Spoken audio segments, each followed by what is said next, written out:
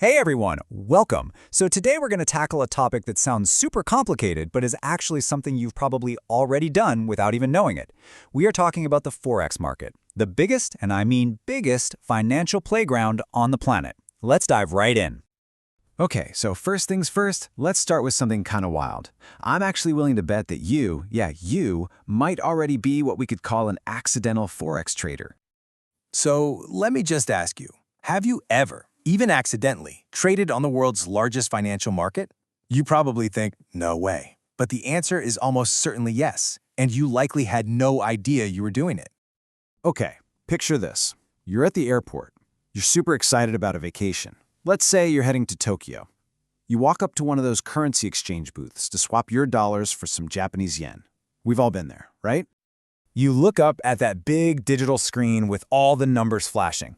Those are the exchange rates. And all that really means is the price of one currency compared to another. You see that one of your dollars gets you like over 100 yen, and you're thinking, heck yeah, I'm rich. And boom, right there. That simple transaction, you just participated in the foreign exchange market, or, the Forex market for short. You sold your dollars, you bought some yen. It really is that simple. Congratulations, you're a Forex trader. Okay, so now that you know you've already dipped your toes in the water, let's talk about just how massive this market really is. And I'm telling you, you might want to sit down for these numbers. They are truly staggering. Right, so we hear about the stock market all the time on the news, yeah? Think about the big one, the New York Stock Exchange. It sounds absolutely massive, trading around $20 billion a day. And look, that is a ton of money by any normal standard. But the Forex market, it trades about $7.5 trillion every single day. Yeah, that's trillion with the T. It's a number so big, it's kind of hard to even wrap your head around. And this chart, wow, this really drives it home. Just look at that little bar for the NYSE compared to the absolute monster that is the Forex market. It doesn't just dwarf it, it makes it look tiny. It dwarfs all the stock markets in the world, combined. I mean, just to put a number on it, the currency market is over 200 times bigger. It's huge. There's no other way to say it. But okay, hold on a second. While that $7.5 trillion number is awesome for headlines, it's not the whole story, especially not for regular traders like us. So let's get real for a minute and break down what that number actually means. Which brings up a really important question, right?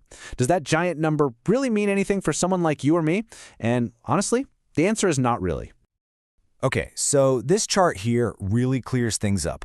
See that massive 7.5 trillion figure? That includes all sorts of financial stuff. The part that we usually think of as Forex trading, the spot market, that's this chunk right here, closer to 2 trillion. And then the slice for retail traders, people like us, it's this tiny little sliver here. Now don't get me wrong, it's still a crazy huge $200 to $300 billion a day, but it puts things in a much more realistic perspective. So who in the world is trading all this money? Well, it's not a bunch of tourists at the airport, that's for sure. The vast majority of all this trading is what we call speculative. That just means traders are betting on the direction a currency will go. They're not actually buying stuff with it. They're just hoping to buy a currency and then sell it for a slightly higher price later on. So the main takeaway here is pretty simple. Yeah, the Forex market is absolutely gigantic, but that headline number, the $7.5 trillion market, can be a little misleading.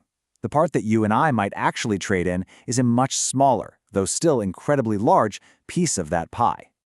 All right, so its size is one thing, but there's something else that makes the Forex market totally unique, and that is, it literally never sleeps. You know how the stock market has an opening bell and a closing bell? It's tied to business hours in one city. Well, Forex doesn't have that. It's open 24 hours a day, 5 days a week. What this means for traders is that there are opportunities and, risks popping up at any time of day or night. The trading just seamlessly gets passed from one major financial center to the next all around the globe. It's kind of like a global relay race that follows the sun around the planet. The day kicks off down in Wellington and Sydney. Then, as their day ends, they pass the baton over to Asia, to Tokyo and Singapore. When Asia starts to wind down, Europe comes online, think London and Frankfurt. And finally, New York takes over to finish the day right before it all starts again. It's a non-stop cycle. Okay, so let's recap. We've got this massive 24-hour market where most of the trading is just speculation. And that leaves us with one last really big question. If it's not just tourists and big companies moving all this cash around, then what are the powerful forces that are actually making these currencies go up and down day in and day out? And digging into that, well, that's where the real fun begins.